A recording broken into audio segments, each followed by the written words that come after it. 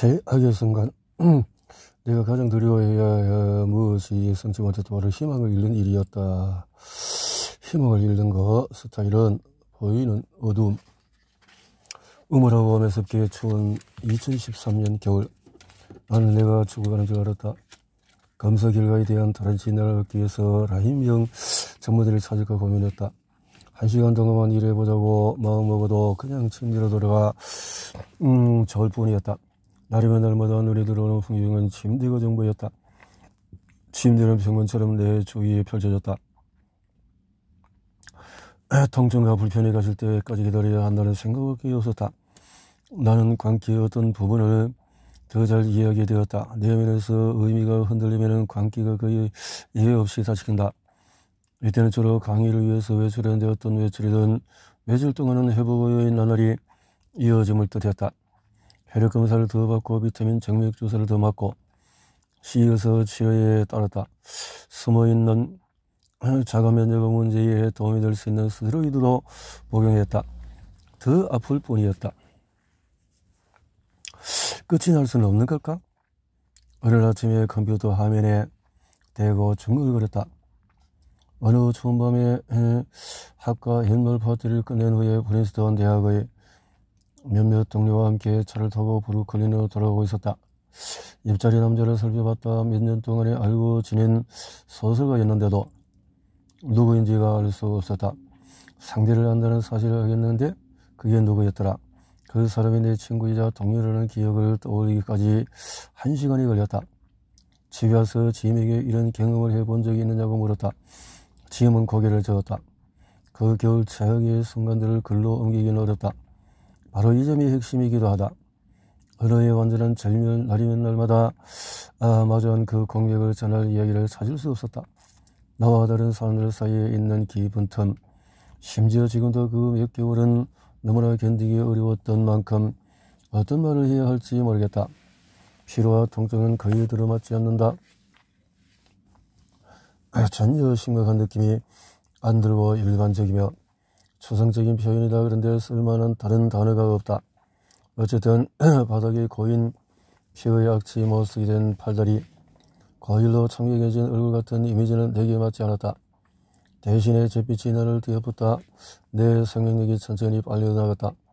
루드비히의 뱀을 먼저 12명의 소녀 친구들을 떠나온 뒤 향수병을 심하게 앓는 패턴은 점점 마르고 말라간다. 시의사의 치료 가운데서 포스파티딜콜린 정맥주사는 잠시 효과를 보였다. 하지만 전체 궤적은 아래로 내려가고 있었다. 그런데도 나는 내가 후기 라임병일 수 있다는 생각을 여전히 받아들이지 못했다. 죽어가고 있다는 생각에 사로잡힌 사람이 약간의 항생제를 복용하지 않겠다니 믿기 어려울지 모른다. 온갖 실험적인 치료를 다 받아본 사람은 말이다. 그렇지만 그 시절로 다시 돌아간다 해도 항생제 복용으로 자가면역 문제가 더 심해질 것이라고 확신할 수가 있다. 라임병 진단에도 여전히 회의적이리라. 나처럼 라임병 검사를 받은 여성의 이야기를 알고 있었다. 그 여성은 검사 결과 애매모호하게 나왔고 비싸고 정교한 치료를 받았다. 그러다가 통증과 피로가 특징인 정신 자가면역 질환을 앓고 있었다는 사실을 나중에 알게 되었다. 의사는 잡아내지 못한 질환이었다. 어릴 때는 내게 문제가 있어도 고칠 수 있다고 답은 바로 앞에 있지만 아무도 찾지 못하고 있다는 생각에 사로잡혔다. 하지만 내가 가장 두려워했어야 할 일이 무엇인지 예상하지 못했다. 바로 희망을 잃는 일이었다. 윌리엄 스테이러는 보이는 어두움 우울증에 대한 회고에서 남들에게 보여주고 싶지 않았던 일기 이야기를 한다. 스테이러는 일기를 없애기로 결심한다면 그 순간 필연적으로 내 인생의 정직으로 지켰다고 결심할 때임을 언제나 알고 있었다. 그 겨울 어느 날 아침에 일찍 일어나서 소파에 앉아서 아직은 만들 기력이 없는 요리법들을 클릭하다가 내 원고 파일을 지워야 한다는 절박한 생각에 끌렸다. 생의 마지막이 다가오기 전에 누구든지 보지 말았으면 하는 원고를 다 삭제하자고 늘 다짐했었다. 나도 잘 모르는 사이에 스타일의 표현에 따르면 희망의 모든 감각이 미래를 향한 생각과 함께 소멸한 장소로 미끄러져 내려갔다. 건강이 왜 이리 나쁜지 알아내리는 일도 점차 시도하지 않게 되었고 결국 그만두었다. 죽음에 대한 불안이나 나를 감쌌다. 몇 년 된 수다 이르는 책을 다시 읽으며 주여 우울장애의 경험이 내가 겪기 시작한 고통과 아주 유사하다는 사실을 깨달았으나 많이 놀라진 않았다. 수다 이르는 오후가 되면 유독한 바다 안개 같은 두려움이 밀려들며 나를 침대로 보내보는 것 같았다. 6시간이나 망려자실하는 가운데서 사실상 마비 상태로 누워서 천장만 바라보았다라고 썼다. 나도 안개 같은 절망이 밀려드는 경험을 했다. 그래도 이 괴로움은 신체의 고통이 원인이었다. 그렇지만 유독한 바다 안개라니 나를 휘감은 울적한 기운을 떠올리게 했다. 망연자실한 시간 하루 또 하루 내가 앉은 하얀 소파 쿠션은 청바지와 다 점차 회색으로 변해갔다. 한때는 머릿속 안개가 가신 늦은 오전에는 일하거나 책을 읽을 수가 있었다. 좋은 시간이었다. 하지만 때는 그렇지 못했다. 오전 11시에 놀랄 만큼 진득한 피로가 내 몸을 밀고 올라왔다. 침대로 가서 한 번에 서너 시간씩 자면서 수업에 가는 일이나 낭독하기로 되어 있는 자리를 까먹은 꿈을 꾸었다. 그 겨울은 드물게 추웠고 1월 후반에는 거의 어두움 침침했다. 새로운 TV쇼를 알리는 거대한 지하철 광고판에 내가 정말로 죽었나라고 쓰여 있었다. 정말 죽었어라고 생각했다. 어느 아침에는 소파에 앉아 차를 마시다 창을 보는데 눈앞이 빙빙을 돌았다. 창과 그 짙은 색 뒤틀린 나뭇가지가 스스로 제 몸을 묶은 고통스러운 존재로 불길하게 변신했다. 나는 몸과 마음에 관해서 생각했다. 자기자들은 어려운 문제라고 했다. 의식이란 뭘까? 나는 나 자신이 아는데 만일 그렇다면 이 사실을 어떻게 알았을까? 예전에나 진짜 내가 내 몸 안에 도사리는 힘에서 벗어나려고 애쓰는 것 같았다. 내부의 유령, 아무도 나는 유령이었다. 하지만 그는 멍한 것이 아니라 유령이라는 기분이 든다. 2014년 1월 어느 주 비타민 정맥 주사를 맞고 난 후에 짐과 싸웠다. 절망 속에서 희망을 찾고 병명과 도움을 구하고 싶은 마음에 추천받은 모든 치료사를 만났고 그 과정에서 내가 치료할 수 없는 금액을 썼다.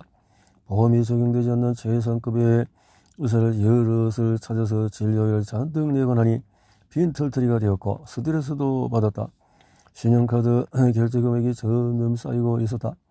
프리랜서 일을 더 해야 할 것 같은데 짐이 말했다. 나는 짐을 멍하니 바라보았다. 정말 이해 못하는 거야? 옛날에는 몇 주면 끝냈던 글을 쓰는데 이제는 몇 주가 걸려. 그냥 당신은 말도 안 되는 일을 하고 있고 그 일에 많은 돈을 쓰고 있어. 짜증과 불만에 사로잡힌 짐은 말을 이었다. 어떻게 그게 도움이 된다고 생각해? 왜 그렇게 돈이 닥치는 대로 쓰는 거지? 우리는 감당이 안 돼. 나는 화가 침이 나머지 차갑게 식었다. 눈 뒤쪽에서 흰빛이 번쩍였다. 짐의 말은 맞았지만은 심하게 틀리기도 했다. 내가 어떻게 해야 할지 과하게 알려주면 좋겠어. 하지만 그렇지 않아. 나만큼 내가 좋아지려고 하는 사람도 없고 내가 필사적인 것은 몰라? 내 인생은 끝난 것 같아. 아무도 나를 도와주지 않아. 그렇다고 아무거나 할 수는 없어. 그런 물질들을 몸에 주입해도 안전한지 모른다고. 가버려. 나는 더 이상 짐의 말을 들을 수가 없었다. 짐에게 화가 난 까닭은 화를 낼 다른 사람이 없었다. 짐과 있으면 화가 난다는 사실에 화가 났다. 이 끔찍한 경험을 함께할 동료가 없다는 것 같아서 화가 났다. 그렇지만 몸이 아프면 연민을 바르게 되지 않았나? 짐은 내게 문제가 있다는 사실을 자체는 이해했다. 하지만 짐이 내가 겪는 일을 조금이나마 안다 해도 짐과의 대화는 냉혹하게 현실을 환기했다. 내 대처가 실은 필사적인 계산의 결과임에도 비합리적으로 보이는 현실. 짐은 어깨를 으쓱한 다음에 다른 데로 가더니 텔레비전을 바쁘게 만지작거렸다. 눈물이 쏟아졌다. 내 일에 관해서 분석적인 태도를 유지하고 싶었다. 그러나 선택지가 너무 없어서 잘 될 가능성이 거의 없는 일을 기꺼이 하고 있었다. 잘 기억나지 않지만 어떤 계기로 우리는 화해했다. 그렇지만 병 문제로 우리 사이에 생긴 틈은 점점 크게 벌어지고 있었다. 그날 늦은 밤 짐에게 이 이야기를 하자 짐이 말했다. 곁에서 계속 지켜보면서 아무것도 할 수가 없고 도와줄 수 없는 현실도 힘들어. 당신은 잘 모르겠지만 짐은 잠시 말을 멈추었다. 당신을 살피면서 당신이 아픈 모습을 보면서 정말 하나도 도와줄 수 없다니 내 처지가 정말 이상하다고. 도널드 트럼프는 코로나 환자에게 살균제 주입을 권했다. 그래서 나는 내 혈관에 소독제를 투여하지 않았다. 하지만 내가 새로운 종류의 위험에 노출되어 있다는 지메의 지적은 맞았다. 사실 이 이야기는 안 하고 싶다.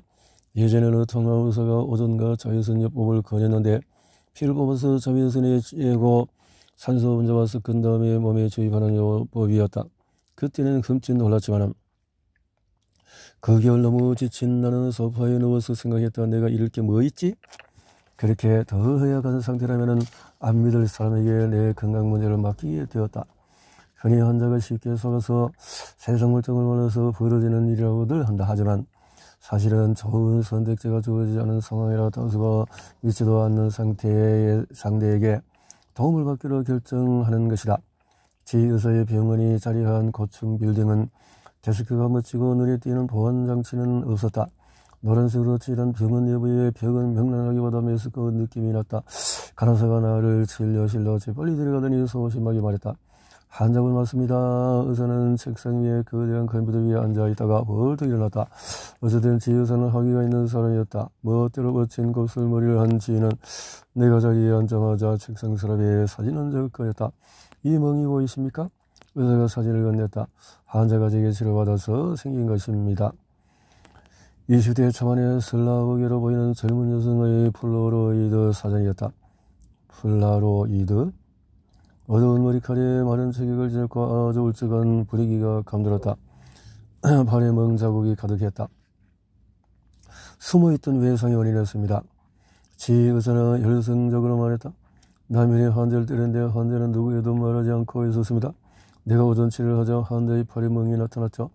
환자는 사정을 털어놓고 이제 건강해졌습니다. 사진 속의 여성은 너무나 어려서 투병도 없을 것 같았다. 의사가 그 환자의 사진을 내게 보여주었다는 사실, 책상에 그 사진을 계속 보관해 두었다는 사실이 나를 불편하게 했다. 의자를 뒤로 밀다 움찔했다. 며칠 전에 또 겪은 목표 디스크 부분 파열로 보조기를 찬 상태였다. 의사는 나를 위아래로 살피더니 소리쳤다. 환자분은 퇴행목 질환이군요. 퇴행성? 이란 말인가요? 환자분이 걸린 만성 퇴행성 질병을 보니 충치입니다. 의사는 무직해서 노래 부르듯이 말했다. 내 문장 중에서 세 문장이 감탄문이었다. 신경치료를 받은 적이 있으신가요? 나는 고개를 끄덕였다. 근관 즉 치아의 뿌리에는 악성 세균이 숨어 있습니다. 치아 치료를 받은 사람 중에서 놀라울 만큼 많은 사람이 심장병을 앓고 있죠. 저 수준의 감염이 몸을 압박하기 때문입니다. 그렇지만 그는 몸을 가까이 숙였다. 나는 환자분을 도울 방법을 알고 있습니다. 바로 오전이죠. 의사는 나를 응시하며 반응을 기다렸다. 겁이 질린 나는 아무 반응도 보이지 않았고 의사는 점점 엄숙해졌다. 그리고 환자분의 신경치료를 받은 모든 치아를 뽑고 새 이로 바꿔야 합니다. 정말요? 물론이죠. 의사는 확신이 차 있었다. 컴퓨터 모니터 쪽으로 몸을 구부리며 말했다. 보여드리겠습니다. 웨스턴 프라이스라는 남자가 발견하기를 근관에 숨은 세균이 역겹게도 축적되어서 많은 병이 생긴다고. 나는 의사의 말을 잘랐다. 후속 연구가 그 이론의 신빙성은 없었을 텐데요. 현대적인 방법으로 근관을 조사한 연구자들은 근관에서 끔찍하리만치 많은 병원 세균이 자란다는 증거를 찾지 못했습니다. 얼굴이 붉어진 지 의사는 머리에서 웨스턴 프라이스의 얼굴 옆쪽을 가리켰다. 내가 직접 치료를 받았고 지금 아주 좋습니다. 내 아내는 내가 그렇게 하려고 해도 안 하겠지만 아내는 온갖 문제에 시달린답니다. 과학이 궁극적으로 오전과 자외선 요법에 관해 무엇을 밝혀내든 간에 그때의 일이 괴로운 까닭은 내가 그 의사를 신뢰하지 않으면서도 그의 치료를 받아들였다는 사실 때문이다. 내가 저전통합 의사 가운데서 대놓고 돌팔이로 보이는 사람은 지 의사가 처음이었다. 일단 지인은 내가 자신을 신뢰해야 한다고 희한하리만치 고집을 부렸다. 내 믿음을 얻으려는 그의 욕망은 아주 강렬했다. 나를 맡은 다른 의사들도 정성을 믿어주기를 바라는 내 욕망을 그만큼 강렬히 느꼈을 것이다. 불현듯 그 의사들을 향한 연민이 솟아쳤다. 솟구쳤다. 지인은 이 치료법을 개척했단다. 독일에서 국가보건 시스템의 지원을 받아서 활용되었다고. 미국 의사들은 너무 시야가 좁거나 제약에서에 의지하고 있어서 이 치료법을 받아들이지 못한다고 돌려 말하는 것이었다. 오전과 자외선은 약물이 아니기 때문에 효능 연구 후원할 거대 제약 회사가 없다고 했다. 그럴듯한 소리 같았다. 그렇지만 독일 보험 또한 오전 치료를 받아주지 않는다. 지 의사와 나는 치료실로 향했다. 치료 과정은 다음과 같다. 한 컵의 절반쯤 되는 100cc의 피를 뽑아 자외선을 쫓아낸다. 감염을 유발하는 세균과 바이러스를 죽이고 면역계를 강화하기 위해서다.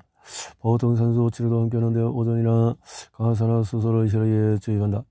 에너지 생산에 쓰이는 강력한 옥시던트 산화제는 백혈구가 감염과 싸우도록 도울 것이다. 또한 몸에 약간의 스트레스를 주어 더 많은 옥시토신을 생산하게 될 것이라고 의사가 말했다. 여러 통합치료법이 그렇듯이 자율성과 오존요법은 은유의 힘이 있다. 여러 전문가들을 찾아서 많은 약을 시도하고 수술도 받은 후에는 햇빛과 신선한 산소를 농축해서 혈관에 투여하는 치료만으로 충분하다는 생각이 근사하게 다가온다. 그리고 피부에 자외선을 직접 쪼이는 치료법은 특정 질병에 도움이 된다는 사실도 알고 있었다. 넘어져서 옷장 같은 공간에서 지휘사의 건거를 나는 사과 주스를 마셨다. 그 다음에 지는 빈티지 IBM 셀렉트리 타자기처럼 생긴 기계의 튜브로 이어진 정밀 주사기를 내게 달았다. 기계는 짙은 색에 크고 반듯한 직사각형 모양의 못생긴 장치로 튜브들이 꼬여 있었다. 의사는 그 튜브 뭉치를 들어 올려 기계의 주위로 휘감은 다음에 바늘로 내 팔꿈치 혈관을 찔렀다. 곧 내 피가 튜브를 타고 흘러나가기 시작했다. 자외선을 짤 겁니다. 산소도 집하고요. 환자분의 피는 자외선으로 깨끗해지고 산소도 공급받아서 감염과의 싸움에 도움이 될 겁니다. 기계는 이상하고 고통스럽게 윙윙 돌았다. 몸에서 빠져나간 짙은색 피가 자외선과 산소를 거쳐서 폐에 모였다. 피가 정말 시커거냐 아프다는 뜻입니다. 의사는 차가운 손으로 내 팔을 잡더니 손가락을 살폈다. 내 손톱이 창백하다고 했다. 발도 아픈가요? 무좀 증상 같은 것이 있나요? 나는 고개를 저으며 최대한 그를 무시하려고 했다. 기계가 딸깍 소리를 냈다. 좋아요. 그럼 다시 피를 주입합시다. 쥐는 스위치를 누르고 내 혈관에 꽂힌 정맥 주사기를 매만졌다. 밝은색 튜브를 통해서 돌아왔다. 내 피는 오존으로 거품이 생겼다. 피가 다시 주입되자 구역질이 났다. 쥐는 피가 든 주머니를 흔들었다. 바이러스 제거에 도움이 될 겁니다. 이 치료법이 동료 평가를 제대로 받은 적이 있나요? 기절할 것 같나요? 의사는 내 얼굴을 유심히 바라봤다. 메스꺼웠다. 머릿속에서 들쭉날쭉 회색 선이 가득했다. 피부가 빛나고 있군요. 이걸 마시오. 치료의 반응이 나오고 있습니다. 나는 눈을 감고 사과주스를 물리쳤다. 밖에서 구급차 소리가 울렸다. 기계가 곁에서 비비거렸다. 비행기 엔진이 빙빙 대는 소리가 들렸다. 눈을 떴다. 또 다른 환자가 복도에서 휠체어를 타고 이동하고 있었다. 팔에 정맥 주사기를 단 건장한 체격의 50대 남자로 나를 향해 윙크했다. 비타민 주사요. 남자가 외쳤다. 지휘사의 치료를 받은 24시간 동안에 좀 아팠다. 어떤 시기에 개입이든 치료를 받고 나면 거의 이랬다. 하지만 그리고 어난히 몸이 좋아졌다. 약 3주 동안의 기력을 되찾아 방치한 마음을 구석구석 활기가 넘쳤다. 머릿속은 깔끔했다. 그러나 선택지가 없다는 이유로 신뢰가 안 가는 사람의 처치를 받았다는 쓸쓸하고 실망스러운 감각은 사라지지 않았다. 나중에 다른 통합진료실에서 만난 그런서는 오전 치료는 절대 안 받을 거라고 너무 위험한 부분이 많다고 말했다. 오전 치료 2014년 2월 후반 두통과 무리인 보고와 관절 통증이 더 심해지고 팔다리 전체에 작은 멍이 생겼다. 이번에는 기절을 했다. 이런 식으로 살아야 한다니 끔찍했다. 건강을 회복하는 대가로 어떤 일에도 기쁨이나 흥미를 느끼지 못한다면 최근까지도 시와 예술은 내가 아픈 만큼이나 여전히 제 빛을 품고 있었다. 그렇지만은 2월이 되자 한때 내 변연계를 전율케 했던 시는 저는 내가 합류할 수 없는 세상의 소식처럼 다가왔다. 그날 아침 존 메시벨이 다시 읽었다. 나 또한 영원히 살아있어 나는 노래하고 춤추어야 할 것 같다. 어떻게 말하고 싶어서 당신을 알고 싶은 마음이 생긴 것 같다고. 그래서 나는 절망과 고통 속에서 노래하지. 당신을 알기에 당신이라는 나를 노래할 기회에 관해서 당신이 알겠지만은 어떤 의미에서 당신은 빛을 향해 나를 들어 올렸어. 나는 전혀 기대하지도 의심하지도 말았어야 했어. 아마도 당신이 언제나 내가 당신에게 말하기 때문이겠지. 그리고 그 말이 맞아. 하지만 이런 이 말들이 멀게 느껴졌다. 다음날 원고 파일을 지우기 시작했다. 온라인 금융 수령 확인하고 이 시기에 건의 글을 쓰려니 힘들다. 우울하고 최근 이 시기에 아이폰에서 끄적인 이야기조를 찾았다. 이렇게 깨어나니 그들이 내 기억을 또 지웠다는 사실을 알 수가 있었다. 그들의 얼굴이 앞으로 다가왔다가 물러갔다가 그들의 눈이 무엇을 말하는지 나는 알 수가 없었다. 한디 그대로 해답을 찾을 것만은 그 겨울 내가 얼마나 희망에서 동떨어져 버렸는지 보여주는 이야기였다. 외단되는 친구만이 이 무렵에 내 신체적인 고통이 얼마나 심각한지 알고 있었다. 확실한 단서와 증거가 없으면 인간은 타인의 고통을 잘 알아보지 못한다. 몇 년 후 처다이를 가진 나는 복용하던 약에 심각한 알레르기 반응이 생겨 얼굴보다 발끝까지 피부가 벗겨지고 염증이 생겼다. 그 모습을 본 모두가 말했다. 너무 안쓰러워. 자, 3월 어느 날 엄마가 된 친구 KT를 만났다. 행인이는 커피숍에서 보기 좁은 나무 의자에 앉아서 나를 기다리고 있었다. 밖에는 차가운 눈이 내려서 땅을 아리게 했고 친구 곁유아차에서 담요로 감싸인 채 잠든 아기의 모습은 어른에게서 찾아보기 힘든 어려운 평화로움이 가득했다. 내가 이런 기품에 대해서 생각했다. 라즈베리가 커스터드 타르트의 맛있는 즐거움, 근육이 불타듯이 운동하며 내 자신을 잊어버리는 경감, 문 밖으로 뛰쳐나갈 때 느끼는 활력, 회의에서의 흥분. 그런데 나는 이번 받고 싶은 쾌락뿐만 아니라 형이상학적인 쾌락도 잃었다. 엄마가 되고 싶은 내게는 아이가 없었다. 한때의 야망을 품었고 글쓰기를 혈망했으나 이제는 통증과 안개가 가시기만 바랄 뿐이었다. 근본적으로 앞날이 가로막혔고 너무 늦어버렸다. 케이티가 웃음을 터뜨린 덕분에 이런 생각의 흐름에서 빠져나왔다. 아기는 웃으면서 뭔가 중얼거렸다. 몇 주 동안 경험하지 못한 삶을 향한 갈망이 몰아쳤다. 나는 정말로 건강해지고 싶어. 아니 건강이 아니라 이 병과 함께 쭉 살아갈 의지가 필요해. 다시금 희망이 솟았다. 진찰을 받고 그런데 이때 내가 몰랐던 사실이 있다. 치료하지 않은 라인병이 내 질환의 원인인가? 살피기만 해도 라인병 광인으로 몰릴 위험이 있었다. 라인병 광인이란 오랜 전에 진드기에 한번 몰린 일 때문에 장기간 고통받게 되었다고 믿는 환자들을 가리키는 말이다. 2007년 국립보건원 라인병 보조금 감독을 맡은 담당자가 쓴 이메일에 나온 표현이었다. 이제 악명 높은 문구가 된 의학계의 가장 큰 논란 가운데 하나라는 말은 라인병을 두고 얼마나 맹렬히 논쟁이 오갔는지 보여준다고 의사이자 존 홉킨스 대학 라인병 연구소장 존 오코트가 나중에 내게 말했다.